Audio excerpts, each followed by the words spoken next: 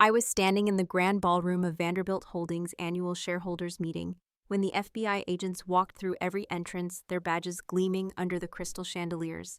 Sterling Vanderbilt was mid-speech, his voice booming about integrity and legacy when the lead agent approached the stage. The room fell silent. I watched from my seat in the back row as they placed the handcuffs on his wrists, and for the first time in 2 years, I felt like I could breathe. His eyes scanned the crowd frantically until they landed on me. The recognition hit him like a physical blow. I didn't smile, I didn't cry, I just looked at him with the same cold judgment he had once shown me outside that courthouse. If this story resonates with you, if you've ever felt powerless against someone who seemed untouchable, please hit that like button and subscribe. Your support means everything, and I need to know I'm not alone in this. Drop a comment below telling me about a time you stood up for yourself. Now let me take you back to where it all began, because this journey started long before that satisfying moment of justice. 3 years ago, I was Dr. Evie Vance, one of Manhattan's top cosmetic dentists. My practice was booked 6 months out, I had a penthouse apartment, and I was married to Ethan Vanderbilt, son of Judge Sterling Vanderbilt. From the outside, my life was perfect. That night at the charity gala, everything shattered.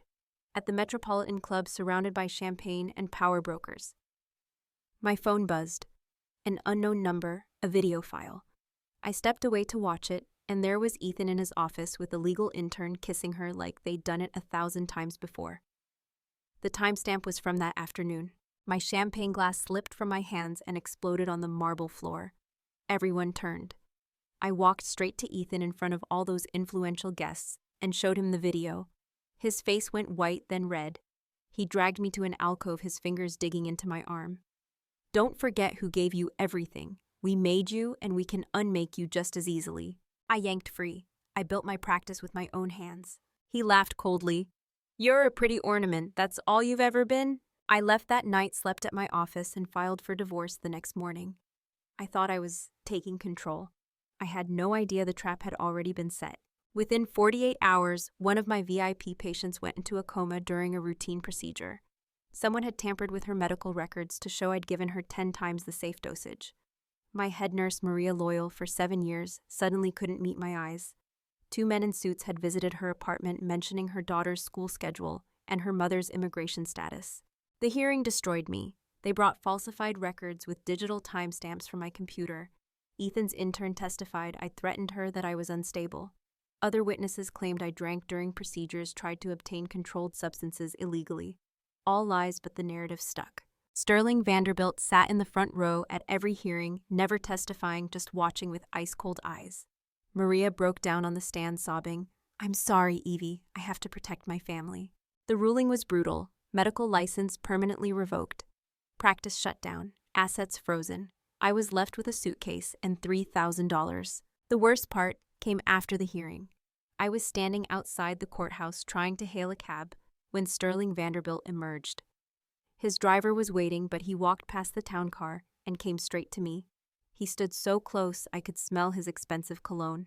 He leaned in and whispered in my ear, I told my son you were just a pretty bauble, something shiny to play with for a while. But baubles lose their shine, Evie. And when they do, they get thrown away. I'm going to make sure you never work in this city again. Not as a dentist, not as a receptionist, not even sweeping floors. You're going to learn what it means to go against the Vanderbilt family. Then he did something that sent chills down my spine. He reached out and squeezed my elbow just hard enough to hurt, a gesture that looked casual to anyone watching, but felt like a promise of violence. Run along now, he said with a smile that never reached his eyes. You have a long fall ahead of you. He was right. The fall was brutal and swift. I couldn't get a job anywhere in my field. Every application I submitted was mysteriously rejected. I later learned that Sterling had personally called in favors to have me blacklisted. I burned through my savings in 3 months trying to pay for a studio apartment in Queens and mounting legal bills. That's when I became an Uber driver. It was the only job I could get that didn't require references or background checks that Sterling could poison. I traded my Mercedes for a used Honda Civic with 150,000 miles on it. I traded my penthouse view for a 4th-floor walk-up with a radiator that clanged all night. I traded designer dresses for the same 3 pairs of jeans rotated throughout the week. But even that wasn't enough for them. They wanted me to live in fear. A black SUV with tinted windows started following me. At first, I thought I was being paranoid, but then it became obvious. The same car, always 3 or 4 vehicles behind me, never getting closer, never falling too far back, just watching. One night, I came out to my car after a 12-hour shift and found all 4 tires slashed. No note, no witnesses, just a clear message. You're not safe. We can get to you whenever we want.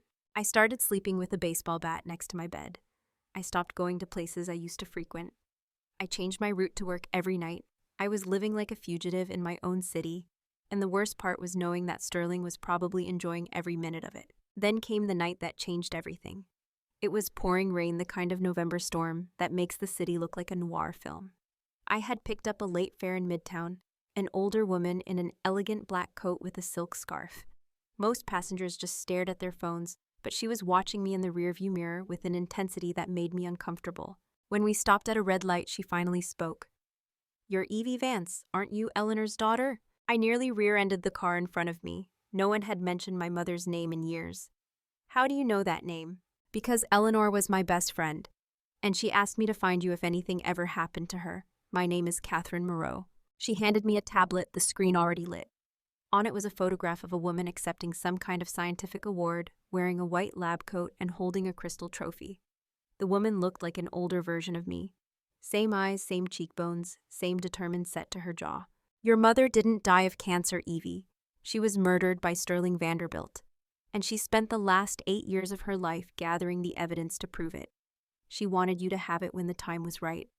I think that time is now." My hands were shaking so badly I had to pull over. "What are you talking about?" "My mother died when I was 12. She had breast cancer." Catherine shook her head. "That's what everyone was told. The truth is much worse. Your mother was a brilliant research chemist. She worked for a pharmaceutical company that was secretly a subsidiary of Vanderbilt Holdings. She discovered they were using it as a front for money laundering, funneling drug money through fake clinical trials and research grants.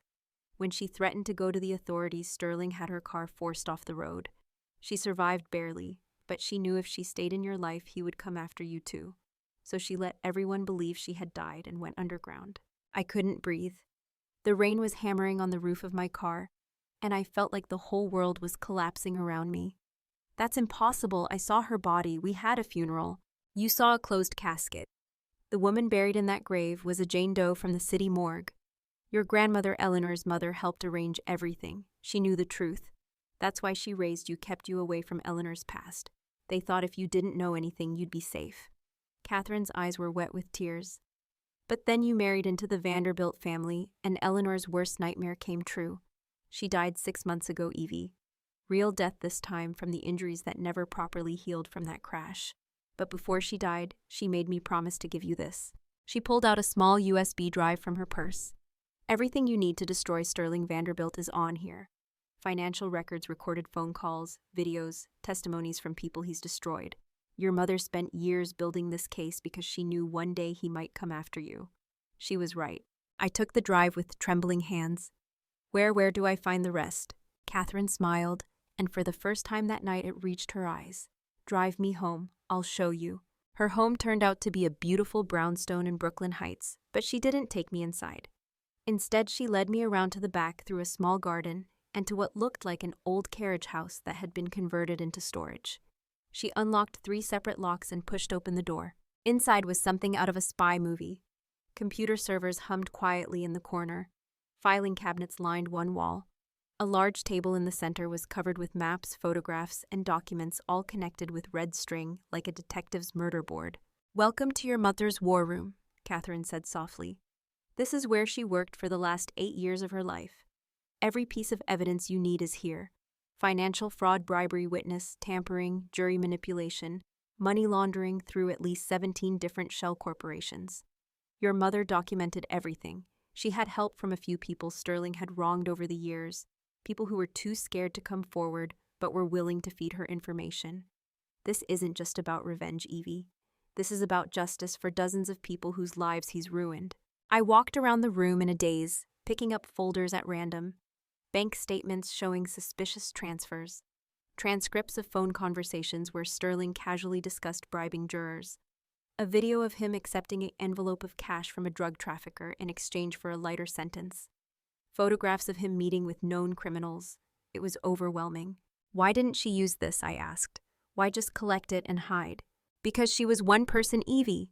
One person with no credibility, because everyone thought she was dead. Sterling has connections everywhere.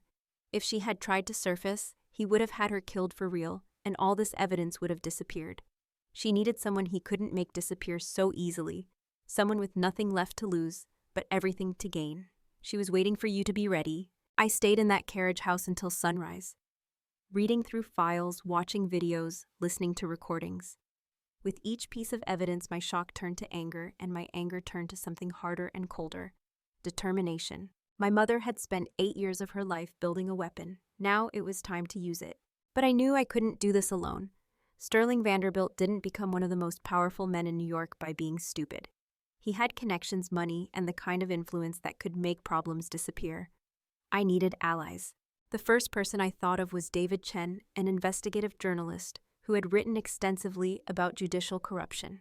I had read his articles during my own case, wishing someone like him would look into what had happened to me. Now I had the chance to make that happen.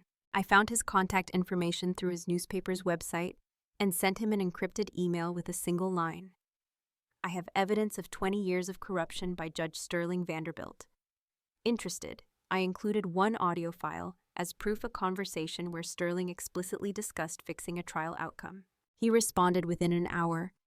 Meet me at Prospect Park, Southeast Corner, noon tomorrow. Come alone. David Chen was younger than I expected, probably in his mid-30s, with sharp eyes behind wire-rimmed glasses, and the kind of intensity that made it clear he took his work seriously. We sat on a bench overlooking the lake, and I told him everything. He listened without interrupting, occasionally making notes in a small notebook. When I finished, he was quiet for a long moment. This is either the biggest story of my career or an elaborate con. How do I know you're not just a vindictive ex-wife with Photoshop skills? I had brought a laptop in my bag. I opened it and showed him 3 files. The first was a video of Sterling meeting with a convicted drug dealer, the timestamp verified by the security camera in the parking garage where it took place. The second was a bank record showing a $2 million transfer from a shell company linked to that same dealer to an offshore account in Sterling's name. The third was an audio recording of Sterling on the phone with a court clerk discussing how to lose certain documents from a case file. David's eyes got wider with each file. When I closed the laptop, he looked at me with something like awe. How long have you had this? My mother spent 8 years compiling it. I've had it for 3 days. Your mother, I thought she was dead. She is now, but she wasn't when everyone thought she was. I told him that story too, and I watched his journalist's brain working, connecting dots, seeing the bigger picture. This isn't just about your divorce, is it? He said quietly. This is about a corrupt judge who's been manipulating the justice system for 2 decades. Do you have any idea how many lives he's destroyed? How many wrongful convictions? How many favorable rulings for criminals who paid the right price? I know exactly how many. My mother documented all of them. 237 cases with evidence of tampering or corruption. Dozens of innocent people in prison. Dozens of guilty people walking free. David stood up and started pacing. I need to verify everything. I need to talk to my editor. This is going to take months to properly investigate and corroborate. We don't have months, I said. Sterling knows I'm still in the city.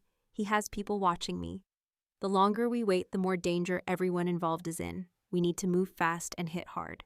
He stopped pacing and looked at me. You're talking about taking down one of the most powerful families in New York. They will fight back with everything they have. They'll try to discredit you, intimidate witnesses, maybe worse. Are you ready for that? I thought about my mother spending 8 years in hiding, living in fear, dying from injuries that never healed. I thought about Maria forced to lie to protect her family. I thought about all those people in Sterling's files' lives ruined because one man decided he was above the law. I'm already living in fear, I said. I'm already destroyed. I have nothing left to lose, and that makes me dangerous. Yes, I'm ready. David nodded slowly. Then let's burn it all down. Over the next 3 weeks, David and I worked out of that carriage house like we were planning a military campaign. He brought in a colleague who specialized in financial crimes to analyze the money laundering evidence. I organized the files into categories: financial crimes, witness tampering, bribery, fraud. Catherine helped us identify which cases would have the strongest legal standing, and which victims might be willing to testify if they knew they weren't alone. But we needed more than evidence. We needed someone on the inside to corroborate the story, someone whose testimony couldn't be easily dismissed. I kept thinking about Maria. She had looked so broken on that witness stand, so consumed with guilt. If I could convince her to tell the truth, it would blow holes in the case against me and establish a pattern of witness intimidation. I found her address through an old employee database. She lived in Queens, not far from where I was staying. I sat outside her apartment building for 3 hours before I got up the courage to ring her doorbell. She answered the door and went pale when she saw me. "Evie, you can't be here. They'll see you. They're watching." "I know they're watching. That's why I came. I need you to listen to me for 5 minutes and then I'll leave." "Please, Maria." She looked terrified, but she let me in. Her apartment was small but neat, with family photos on every surface. I saw her daughter's graduation picture, her mother in traditional Mexican dress at what looked like a wedding. "They threatened your family," I said. It wasn't a question. She nodded, tears already forming. "They knew everything, Evie. Where my daughter worked, what time my mother went to church, what bus route my nephew took to school. They didn't have to say what they would do. We both knew." "I know," I said gently. "And I'm not here to blame you for protecting them. I'm here to show you that you're not alone and that we can protect you while we stop him from doing this to anyone else." I opened my laptop and showed her some of the evidence. The files on other people Sterling had intimidated. The recordings of him ordering his people to threaten witnesses. The pattern of corruption that stretched back decades. "He's done this to dozens of people, Maria. Ruined their careers, destroyed their lives, threatened their families. He's going to keep doing it until someone stops him. I can stop him, but I need your help. I need you to tell the truth about what happened, about what they did to you. And I promise you I will make sure you and your family are protected." She was crying openly now. "How can you protect us? He's a judge, Evie. He has police, lawyers, politicians in his pocket. How can you possibly fight that?" "Because I have something he doesn't expect. I have evidence he doesn't know exists. I have allies he can't buy or intimidate. And I have nothing left to lose, which makes me more dangerous than he can imagine." I pulled out a business card for David Chen. "This is an investigative journalist who's going to bring everything into the light. If you talk to him, if you tell him what really happened, he'll protect your identity until the right moment. And when this goes public, when the FBI gets involved, you'll be a protected witness. They can't touch you then." Maria held the card with shaking hands. "I need to think about it. I need to talk to my family." "I understand, but think fast. We're moving on this in 2 weeks, with or without you. If you decide to help, call that number. If not, I'll understand. But either way, this ends soon." I left her apartment, not knowing if she would come through, but hoping I had planted a seed. In the meantime, we had other pieces to put in place. David's first article dropped on a Sunday morning. It wasn't the full story, just enough to start asking questions. Questions mount over Judge Vanderbilt's financial ties to convicted criminals. The article detailed some of the more obvious connections between Sterling and known criminal defendants who had received surprisingly lenient sentences. It was carefully worded to avoid libel, presenting everything as questions that deserved answers rather than accusations. The response was immediate. Sterling's lawyers issued a statement dismissing it as a smear campaign by disgruntled defendants. But the article had included enough specific details, enough verifiable facts, that other journalists started looking into it. The story had legs. 3 days later, David published a follow-up. This one focused on the financial irregularities in Vanderbilt Holdings' pharmaceutical subsidiary. Again, it was carefully sourced and fact-checked, impossible to dismiss as fiction. The company's stock took a small hit. We were releasing information slowly, strategically, building a narrative that couldn't be ignored. Each article raised more questions, made Sterling look more suspicious, eroded his credibility bit by bit. And we were still holding back the really damning evidence. That's when Maria called. "I'll do it," she said. "I'll tell the truth, but you have to promise my family will be safe." "I promise," I said, and I meant it. David interviewed her on camera, everything documented and backed up in multiple secure locations. She told the story of the 2 men who came to her apartment, how they knew details about her family. They shouldn't have known, how they made it clear without explicit threats. What would happen if she didn't cooperate with the false testimony? She cried through most of it, but her voice was steady when it mattered. "I'm so sorry, Evie," she said at the end of the recording. "I should have been braver. I should have protected you." "You're being brave now," I told her. "That's what matters. With Maria's testimony secured, we had the missing piece. Now it was time for the real attack. Catherine, it turned out, had been busy with her own part of the plan. She had been quietly reaching out to other major shareholders and Vanderbilt Holdings people who were uncomfortable with the direction Sterling was taking the company, but too afraid to speak up. What they didn't know was that Eleanor had been carefully acquiring shares for years through various shell companies and trusts. By the time she died, she owned 15% of the company. Those shares had passed to me through a trust that Sterling didn't know existed. 15% isn't enough for control, Catherine explained, but it's enough to demand a vote of no confidence if you can get other shareholders on your side. And several of them are very nervous right now, with all these articles raising questions about Sterling's judgment. We spent another week making calls, having quiet meetings in coffee shops and hotel lobbies. I met with shareholders who had watched Sterling run roughshod over the company for years, using it as his personal piggy bank and money laundering operation. With the mounting media pressure and the promise that more revelations were coming, several of them agreed to support a vote at the upcoming annual shareholders meeting. The final piece fell into place when David's source at the FBI confirmed they had opened an official investigation. Maria's testimony, combined with the financial evidence and the recordings, was enough for a warrant. They were building a RICO case treating the Vanderbilt organization like the criminal enterprise it was. Everything was set for the annual shareholders meeting scheduled for 3 weeks after that first article ran. It would be held at the Grand Hyatt in the same ballroom where I had confronted Ethan about his affair. The symmetry wasn't lost on me. The morning of the meeting, I put on the one good suit I still owned, a charcoal gray Armani that I had managed to keep when everything else was taken. I looked at myself in the mirror of my tiny Queens apartment. I had lost weight, my face was harder, my eyes colder. I didn't look like the naive woman who had married into the Vanderbilt family. I looked like someone who had survived a war. Catherine picked me up in her car. David was already at the venue, along with several other journalists who sensed something big was about to happen. The shareholders' meeting was technically open to the press, and Sterling couldn't keep them out without raising more suspicion. The ballroom was packed. Shareholders sat in rows of chairs facing a raised stage where Sterling and the board of directors would sit. I took a seat in the back, trying to be inconspicuous. Sterling hadn't arrived yet, and the energy in the room was tense. Everyone had read the articles, everyone had questions. Then he made his entrance. Sterling Vanderbilt walked in like he owned not just the company, but the world. He was wearing a perfectly tailored navy suit, his silver hair swept back his face, showing the kind of confidence that comes from decades of getting away with whatever he wanted. He took his place at the center of the stage, flanked by board members, who looked considerably less confident. He launched into his prepared speech, talking about the company's strong performance, the unfounded rumors being spread by jealous competitors and sensationalist media, the importance of staying focused on their mission of innovation and integrity. That word integrity coming from his mouth made me want to scream. I looked around the room and saw David near the front, his phone out recording everything.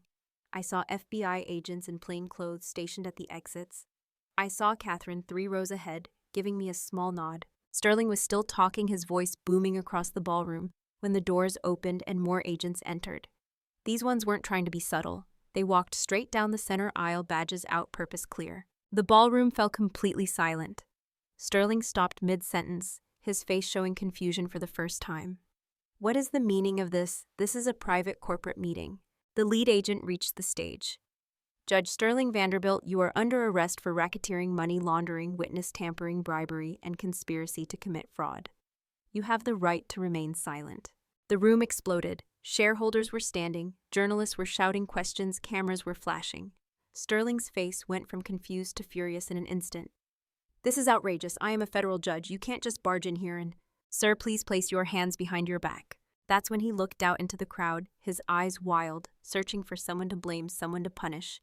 And he found me. I was standing now in the back of the room watching his world crumble. Our eyes locked across the chaos, and I saw the moment recognition hit him. He understood. I had done this. You! He snarled, fighting against the agents as they tried to cuff him. You did this, you ungrateful little... The agents cut him off, finally getting the cuffs on and starting to lead him away. But he kept his eyes on me even as they walked him down the aisle. The hatred in that look was pure and absolute. Good. Let him hate me. Let him finally understand what it felt like to be powerless. As they took him past my row, I didn't move. I didn't gloat or smile. I just watched him go, and when he was close enough to hear me, I spoke quietly. This is for my mother, and for everyone else you destroyed. Then he was gone, escorted out of the ballroom in handcuffs, and the room descended into complete chaos. Board members were resigning on the spot. Shareholders were demanding explanations. Journalists were filing stories in real time. And I walked out the side exit into the cool November air, finally able to breathe. The trial took 8 months. Sterling Vanderbilt hired the best defense attorneys money could buy, but they couldn't overcome the mountain of evidence. The FBI had seized all of his files, all of his communications, and every single piece of evidence my mother had collected was now part of the official record. Maria testified. So did 3 other witnesses who came forward once they saw that Sterling could actually be held accountable. So did the financial experts who traced the money through shell companies and offshore accounts. So did the defendants who admitted they had paid for favorable rulings. The prosecution built an airtight case. I attended every day of the trial, sitting in the same spot in the gallery. Ethan was there too, watching his father's empire crumble. He tried to approach me once during a recess, but I walked past him like he was invisible. He no longer had power over me. Neither of them did. The verdict came back guilty on all counts. The sentencing hearing was scheduled for 2 weeks later, and the prosecution announced they would be seeking the maximum penalty, 25 years in federal prison. On the day of sentencing, the judge asked if anyone wanted to make a victim impact statement. I stood up. The walk to the front of the courtroom felt surreal. I could feel everyone's eyes on me, including Sterling's. He looked older now, diminished, the arrogance finally stripped away by the reality of his situation. I faced the judge but kept my peripheral vision on Sterling. Your Honor, my name is Dr. Evie Vance, or it was before Judge Vanderbilt destroyed my career, my reputation, and my life because I dared to divorce his son. But I'm not here today to talk about what he did to me. I'm here to talk about what he did to my mother. I told Eleanor's story, how she had discovered his crimes and paid for it with her life, forced to live in hiding while everyone she loved thought she was dead. How she spent 8 years building a case because she knew the system was rigged and she needed undeniable proof. How she died from injuries sustained in a crash that Sterling had ordered, never getting to see her daughter again. Judge Vanderbilt told me I would never work again. He was half right. I will never work for people like him. I will never again stay silent in the face of injustice. Instead, I will spend the rest of my life making sure his crimes serve a purpose. I turned to address the courtroom directly. I am donating all of the shares I inherited from my mother in Vanderbilt Holdings to establish the Eleanor Vance Foundation. This foundation will provide legal assistance to the victims of judicial corruption and will offer scholarships to law students from underserved communities. The Vanderbilt legacy will no longer be about power and corruption. From this day forward, it will be about justice. There was a moment of complete silence, and then the gallery erupted in applause. The judge had to bang her gavel to restore order. When she finally sentenced Sterling to 25 years in federal prison, he didn't make a sound. But as the bailiffs led him away, he turned back one last time. I expected to see rage or defiance. Instead, I saw something I had never seen before in Sterling Vanderbilt's eyes. Fear. Ethan sat motionless in the gallery, his face ashen. The Vanderbilt name, once a golden ticket to any door in the city, was now synonymous with corruption and disgrace. Their law firm had already started losing clients. Their social circle had evaporated overnight. He had spent his whole life coasting on his father's reputation, and now that reputation was destroyed. He had nothing left, and unlike me, he had no idea how to build something from nothing. The aftermath moved quickly. The medical board reopened my case within a month. With Maria's testimony and the evidence of Sterling's witness tampering my license was fully reinstated. The civil lawsuit for my former patient's family was dropped when they learned the truth about what had happened. The patient herself eventually woke from her coma, and while she had a long recovery ahead, she survived. Her family sent me a letter apologizing for their part in the ordeal, explaining they had been pressured by Sterling's people. But I didn't immediately reopen my practice. I had changed too much during those months of survival. The woman who had cared about celebrity clients and magazine features felt like a stranger to me now. I had learned what really mattered, and it wasn't the approval of Manhattan's elite. Catherine became a close friend, filling some of the void left by my mother's absence. She told me stories about Eleanor that I had never known. How brilliant she was, how funny, how fierce in her determination to protect the people she loved. She watched you from afar, Catherine said one evening over tea in her brownstone. She kept albums of newspaper clippings about your achievements, every article about your practice, every award you won. She was so proud of you, Evie, and she would be proud of what you've done now. David Chen won a Pulitzer Prize for his investigative series on judicial corruption. His articles had sparked investigations in 3 other states, uncovering similar networks of corrupt judges and compromised courts. At the award ceremony, he gave me credit for my courage in coming forward. Sometimes, he said in his acceptance speech, justice requires ordinary people to do extraordinary things. This story belongs to Evie Vance and Eleanor Vance, 2 women who refused to let power triumph over truth. 6 months after Sterling's sentencing, I reopened my practice in a new location in Brooklyn, far from the glittering towers of Manhattan. The sign outside read Reed and Vance Cosmetic and General Dentistry. Reed was my mother's maiden name. I wanted both of our names on that door. This time I built the practice differently. Yes, I still took paying clients who wanted cosmetic work, but every weekend the clinic was open for free dental care to anyone who couldn't afford it. Homeless individuals, undocumented immigrants, working families without insurance, they all came through our doors and received the same quality care as my wealthiest patients. Maria came back as my practice manager, and together we built a team that understood what we were really doing. We weren't just fixing teeth. We were giving people their dignity back. The Eleanor Vance Foundation grew faster than I expected. Turns out there were a lot of people who wanted to support an organization dedicated to fighting judicial corruption. We funded legal defense for people who couldn't afford good lawyers. We provided protection for witnesses who were being intimidated. We offered scholarships to 30 law students in our first year alone.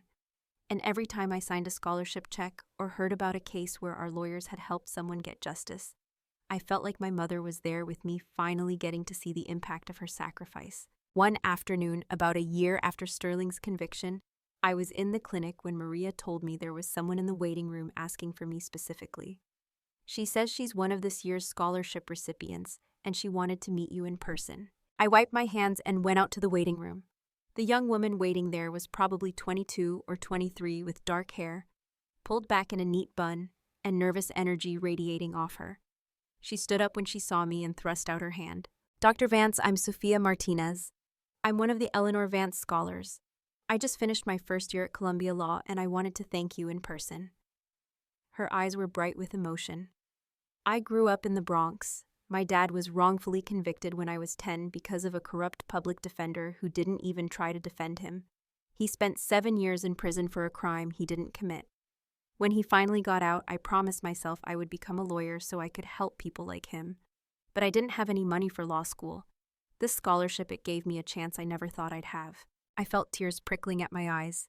Your father, is he okay now?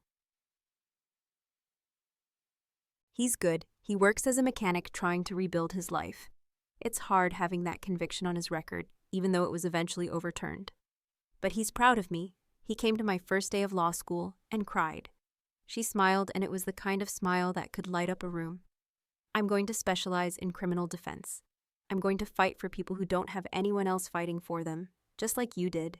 After she left, I stood in the waiting room for a long moment, thinking about all the threads that had led to this moment. My mother's courage in standing up to Sterling, even knowing it might cost her everything.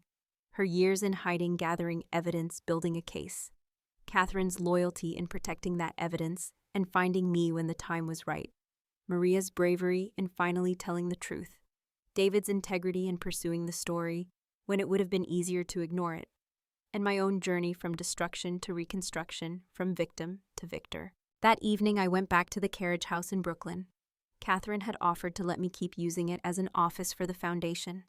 I sat in the same chair where my mother must have sat for hundreds of hours, compiling evidence, planning justice, thinking about the daughter she couldn't be with. I opened my laptop and pulled up a document I had been working on for months. It was a memoir of sorts, telling the whole story from beginning to end. Not just for myself, but for anyone else who had ever felt powerless against someone who seemed untouchable. I wanted people to know that monsters can be defeated, that justice is possible, that courage can come from the most unlikely places. I titled it Legacy, because that's what this was really about. Not revenge, though that had been sweet. Not even justice, though that had been necessary. It was about legacy. My mother's legacy of fighting for what was right, no matter the cost. Sterling's legacy transformed from corruption to caution for future would-be tyrants. And my own legacy still being written of taking the worst thing that ever happened to me and turning it into something that could help others. 2 years after that shareholder meeting, I was invited to speak at Columbia Law School's graduation ceremony. Sophia Martinez was in the graduating class, top 10% of her class, already hired by a prestigious public defender's office. As I stood at that podium, looking out at hundreds of young people about to enter the legal profession, I thought about what I wanted to tell them. The law is supposed to be about justice, I began. But sometimes the people entrusted to uphold it are the ones who corrupt it. Some of you will encounter judges who can be bought prosecutors, who care more about their conviction rates than the truth defense attorneys who phone it in because their clients can't pay. When you see that corruption, you have a choice. You can look the away, tell yourself it's not your problem, protect your own career, or you can fight. I paused, making eye contact with Sophia in the third row. She was smiling, tears streaming down her face. Fighting is hard. It will cost you. It might cost you your career, your reputation, your sense of safety, but not fighting costs more. It costs your integrity. It costs justice for people who desperately need it. It costs the kind of society we all claim we want to live in. So I'm asking you, when you leave here today with your fancy degrees and your bright futures, don't forget why the law exists. It exists to protect the vulnerable from the powerful, and sometimes you have to be willing to become powerful yourself to do that protecting. The applause was thunderous. After the ceremony, dozens of students came up to talk to me, to thank me, to tell me their own stories of injustice they wanted to fight.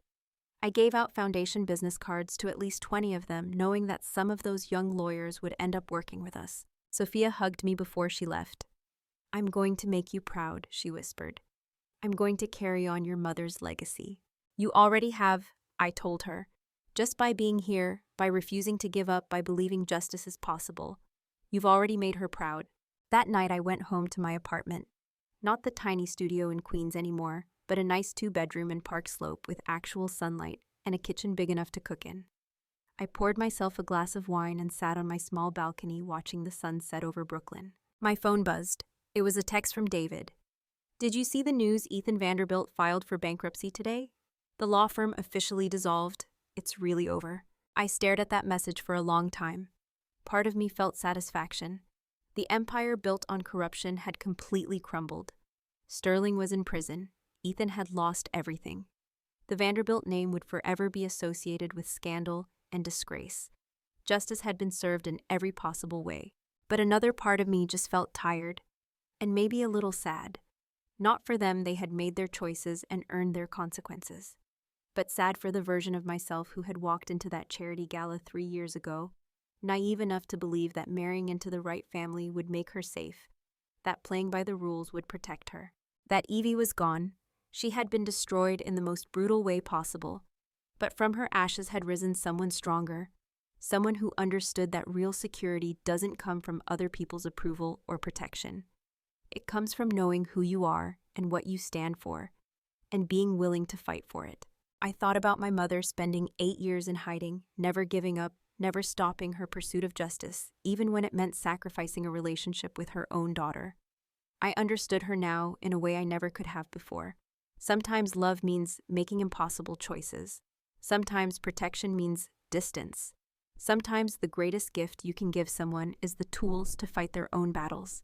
"Thank you, Mom," I said quietly to the darkening sky. "I understand now, and I'm going to make sure your sacrifice meant something." The next morning, I was at the clinic early preparing for the weekend free clinic. We were expecting a full schedule as always. Maria came in with coffee and the intake forms for our first patients. "Big day today," she said, handing me a latte. "We've got 12 people scheduled, but I bet we'll see at least 20 walk-ins." "Good," I said. "The more the better. Did the supply order come in?" "Yesterday. We're fully stocked." She paused, looking at me with that expression she got when she wanted to say something but wasn't sure if she should.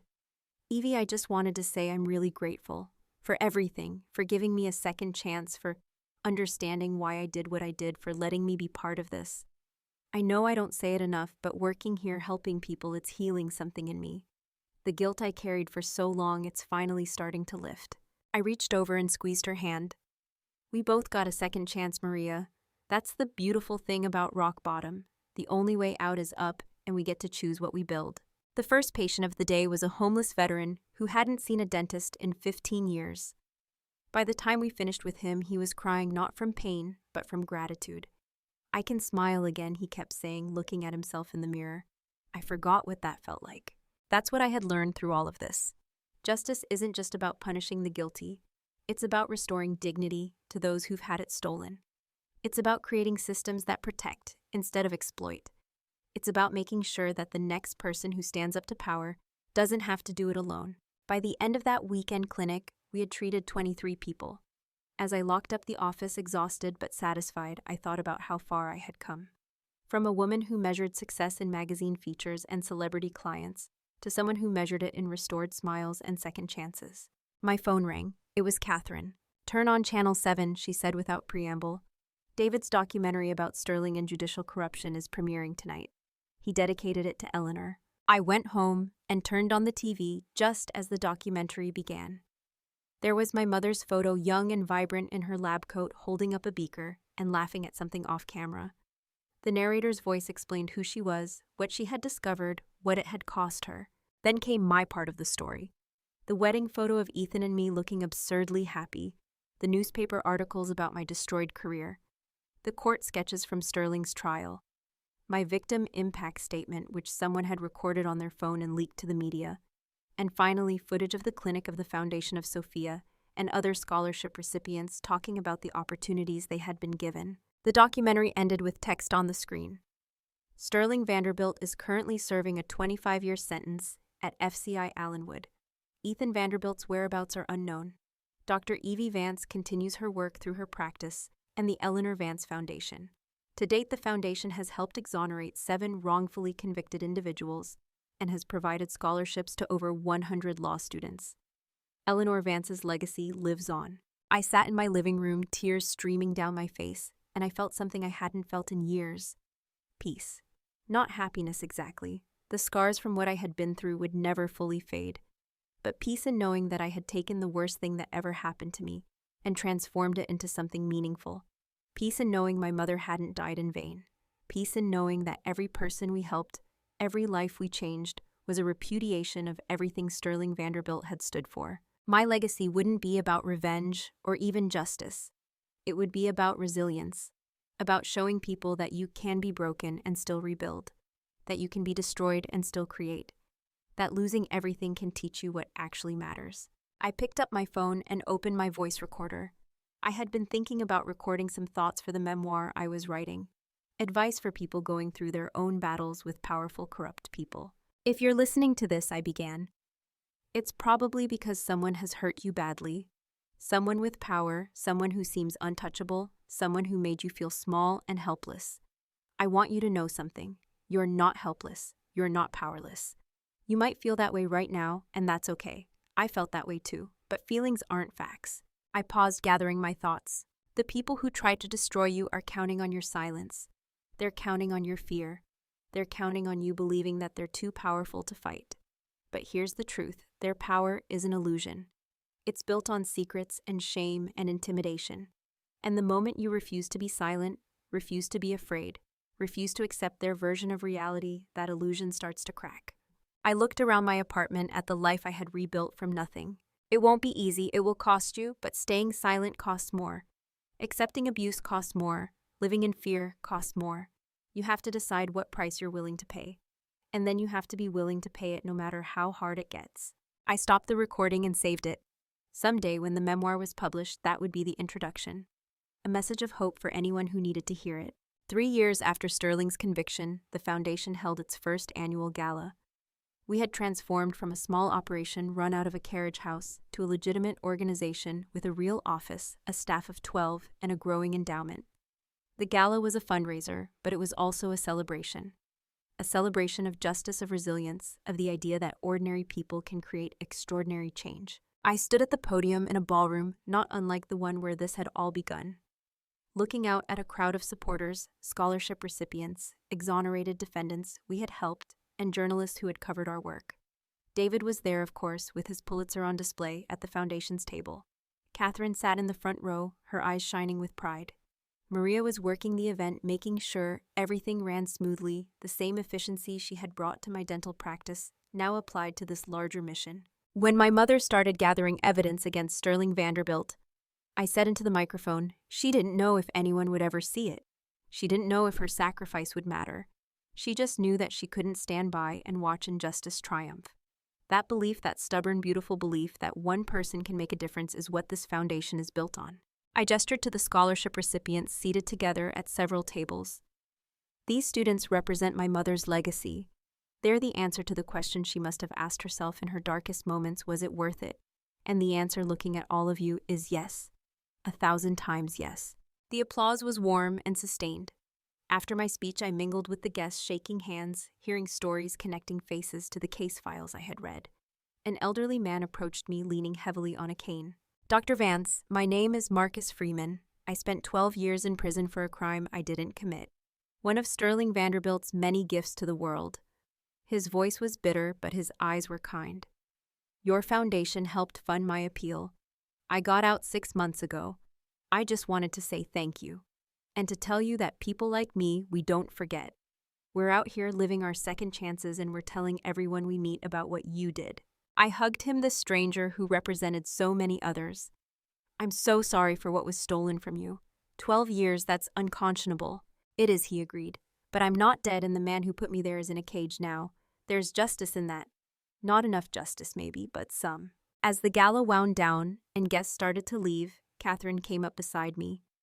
"Eleanor would be so proud of you. You know that, don't you?" "I hope so. I wish I had known her. The real her, not just the sanitized memories from when I was a child." Catherine smiled. "She was complicated, brilliant and stubborn, and so full of righteous anger at injustice. You're a lot like her, you know. That same fire, that same refusal to accept that things are the way they have to be." "Is that a compliment?" "The highest one I can give." I went home that night, exhausted but fulfilled, and found myself thinking about Ethan. I hadn't heard anything about him in over a year. Last I knew, he had left New York entirely unable to find work, with the Vanderbilt name now toxic in legal circles. Part of me wondered if he had learned anything, if he had grown at all, from watching his perfect life implode. Probably not. People like Ethan rarely did. They were too invested in seeing themselves as victims and blaming everyone else for their problems. He would probably spend the rest of his life bitter and resentful, never understanding that his downfall was his own doing. But that wasn't my concern anymore. I had spent enough time thinking about the Vanderbilts, enough energy on anger and pain. They were my past. The foundation, the clinic, the students, the exonerated prisoners, the people still fighting for justice. They were my present and my future. I opened my laptop one more time before bed and added a final paragraph to the memoir I had been working on for years. People ask me if I'm happy now. It's a hard question to answer. I'm not the naive, optimistic person I was before all of this happened. I've seen too much loss, too much fought, too hard to ever be that innocent again. But I'm at peace. I'm doing work that matters. I'm helping people who need help.